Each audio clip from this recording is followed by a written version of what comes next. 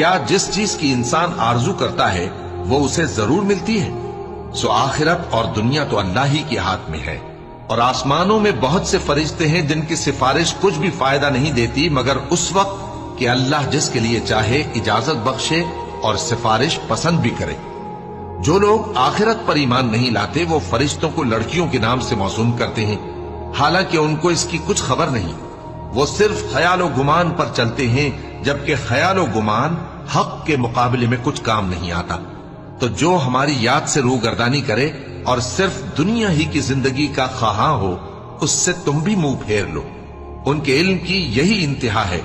تمہارا پروردگار اس کو بھی خوب جانتا ہے جو اس کے رستے سے بھٹک گیا، اور اس سے بھی خوب واقف ہے جو رستے پر چلا۔ اور جو کچھ آسمانوں میں ہے اور جو کچھ زمین میں ہے سب اللہ ہی کا ہے، اور اس نے خلقت کو اس لیے پیدا کیا ہے کہ جن لوگوں نے برے کام کیے ان کو ان کے اعمال کا بدلہ دے۔